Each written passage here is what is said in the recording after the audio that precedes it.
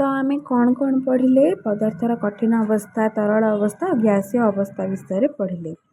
कठिन अवस्था कौन निजस्व आकार आयतन वस्तुत थिबो सेटा होचे पदार्थर कठिन अवस्था। तरल अवस्था कौन निजस्व आयतन वस्तुत थिबो किंतु निर्दिष्ट आकृति नथिबो सेटा होचे पदार्थर तरल अवस्था। गैसीय अवस्था कौन एही अवस्था रे पदार्थर कौनसी निर्दिष्ट आकार आयतन न थाए मात्र वस्तुत्व थाए ता होचे गैसीय अवस्था। ये देख डाक्तरखाना इस्पात टांकी मध्य अम्लजान गैस जितेबाला उच्च चापयुक्त हो रही थाए सेतेबेले ताहा तरल अवस्था रे थाए। गैस सिलिंडर रे मध्य इंधन गैस उच्च चापरे तरल अवस्था रे थाए। रेगुलेटर साहाय्य जितेबाला टांकी मुह खोला जाए ताहा वायुमंडलीय चाप पाई पुणी गैसीय अवस्था को आसी जाए। डाक्तरखाना इस्पात टांकी अच्छी ताहा मध्य क्यों गैस अच्छी अम्लजान गैस अच्छी से अम्लजान गैस जितेबाला उच्च चापयुक्त हो रही थाए सेतेबेले ताहा तरल अवस्था रे ही थाए। गैस सिलिंडर रे मध्य इंधन गैस उच्च चाप जोगु तरल अवस्था रे थाए। जितेबाला रेगुलेटर साहाय्य आम तार मुहटा को ओपन करचे टांकीर मुहटा को खोला जाए सेतेबेले कौन वायुमंडलीय चाप पाई नॉर्मल टेम्परेचर वायुमंडल जो अच्छी से चाप पाई ता पुणी गैसीय अवस्था को आसी जाए। आम चारि पाखे वायुमंडल रे थिबा जो अम्लजान गैस भी गैसीय अवस्था रे ही रही थाए कारण वायुमंडलीय तापमात्रा और चापरे यह गोटे गैसीय पदार्थ अटे। तापरे एठी गोटे तुम पई काम देछि एटा देखिबो एग्जांपल जा देखिले तमे बुझी परिबो।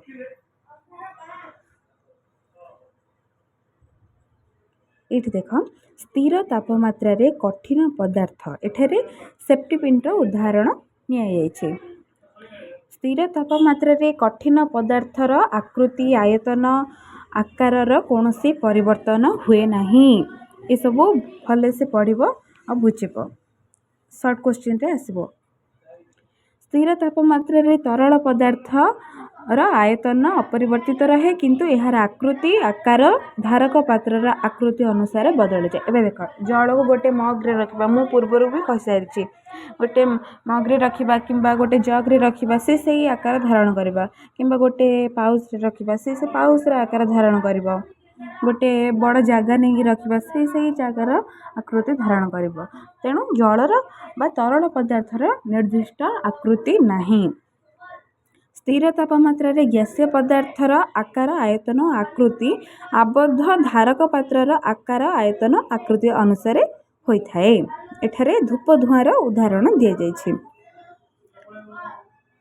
तरल पदार्थ रखिबा पई गोटे पात्रर आवश्यक होइथाए ताहा खोला बा आबद्ध होई पारे नचे तरल पदार्थ ऊर्ध्वरु निम्न को बहि जाए।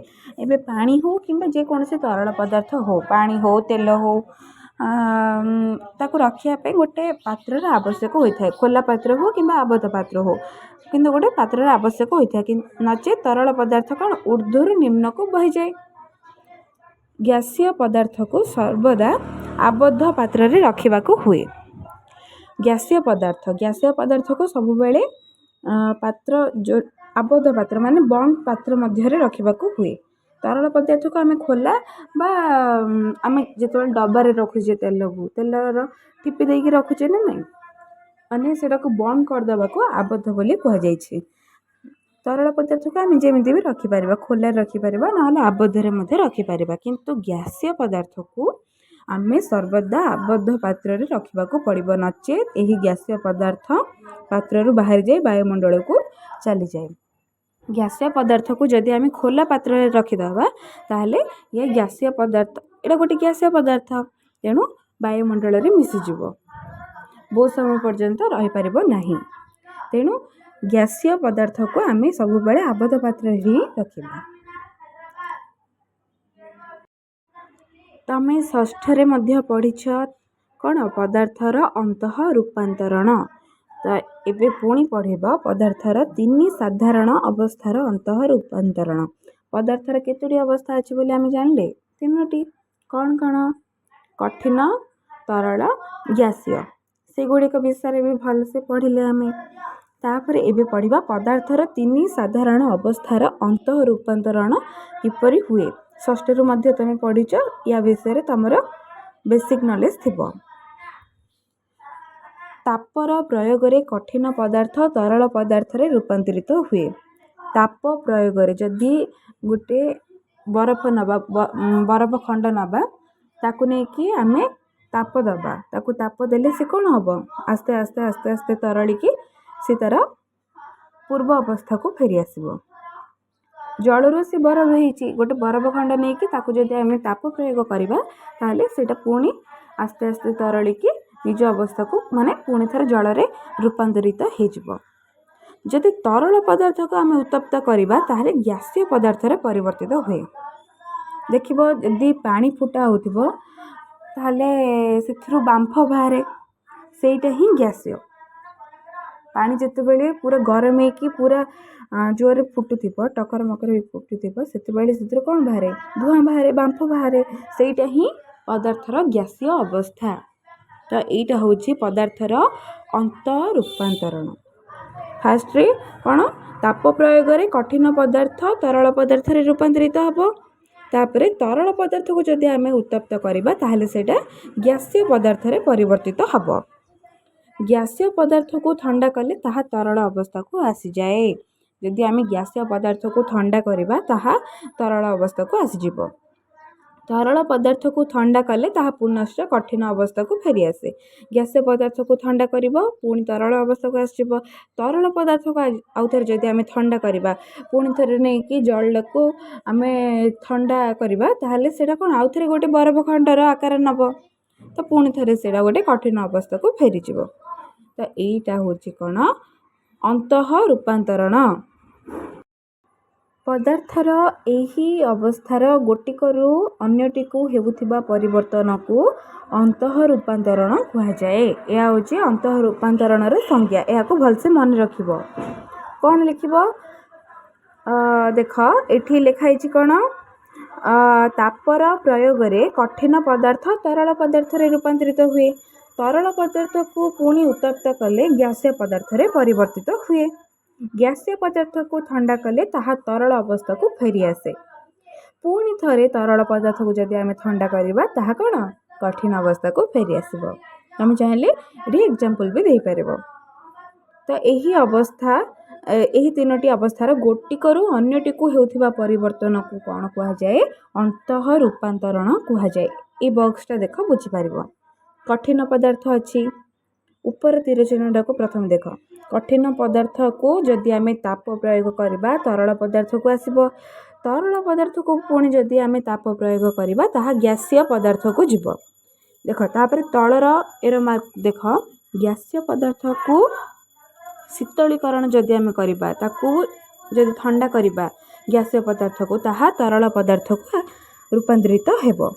और जब तरल पदार्थ को आम ठंडा करवा बा शीतलीकरण करवा ताहले सेटा कठिन अवस्था को पुणी थरे फेरी जिवो। एटा होछि अंतः रूपांतरण। राउरकेला इस्पात कारखानार ब्लास्ट फरेन्स रु जेतेबेले लुहा बाहरे ताहा तरल अवस्था रे ही थाए। इस्पात कारखानार ब्लास्ट फरेन्स रु जेतेबेले लुहा बाहरे ताहा केउ अवस्था रे थाए कठिन अवस्था रे थाए कि ना तरल अवस्था रे ही थाए। तापमात्रार परिवर्तन अनुଯାयी पदार्थर तीनोटी अवस्थार अंतः रूपांतरण विषय आम पढ़िले। जो तापमात्रा रे बरफ तरली जल रे परिणत हुए ताहाको कौन कहा जाए जलर गलनांक कहा जाए। एठारे तमे गलनांक गलन ए सब कौन तमे पढ़िबो। एठी बहुत सारा डेफिनेशन देइछि ए सब को भले से पढ़ी के मन रखिबो। तापमात्रार परिवर्तन अनुଯାयी कौन हला पदार्थर तीनोटी अवस्थार अंतः रूपांतरण हैला। हेले जो तापमात्रा रे बरफ तरली जल रे परिणत हैला ता सेही ताको कौन कहा जाए जलर गलनांक कहा जाए मेल्टिंग पॉइंट कहा जाए। एही प्रक्रिया को गलन बा मेल्टिंग कहा जाए। जो तापमात्रा रे जल को शीतलीकरण करी बरफ रे परिणत करा जाए सेही तापमात्रा को जलर हिमांक बा फ्रीजिंग पॉइंट कहा जाए। जल को ठंडा करी बरफ रे परिणत करिबा पई जो तापमात्रार आवश्यक हुए ताको कौन कहा जाए ताको जलर हिमांक बोली कहा जाए। एही प्रक्रिया को घनीभूत बा हिमायित बोली कहा जाए। तो मेल्टिंग पॉइंट कौन तापरे गलन बा मेल्टिंग तापरे आसला कौन जलर हिमांक क्या कहुए यही प्रक्रिया को घनीभूत बा हिमायित कहुए ये सब भलसे मन रख। तापर देख जो तापमात्रा रे जल फुटी बांफ रे परिणत हुए ताहाको जलर स्फुटनांक बा बॉइलिंग पॉइंट कहती। जो तापमात्रा रे जल फुटी बांफ रे परिणत हुए जल फुटी माने पानी जिते फुटुथिबो कौन कहली धुआं बाहर से बांफ बाहर सेटा को कौन कहुए जल फुटिकी बांफ रे परिणत होबाकू स्फुटनांक बोली कहुए। यही प्रक्रिया को स्फुटन कहुए। जल को उत्तप्त करी तार तापमात्रा को 100 डिग्री सेल्सियस कले स्फुटन घटी जल गैसीय अवस्था रे प्राप्त हुए।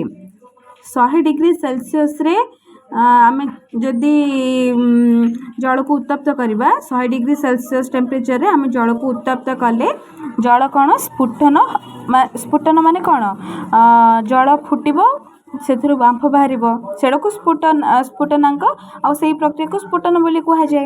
तो 100 डिग्री सेल्सियस तापमात्रा रे स्फुटन घटी जल गैसीय अवस्था बा बांफ रे परिणत हुए।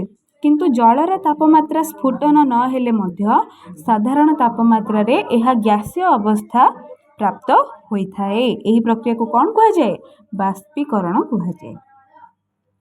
तापर देख ये तुम काम देछि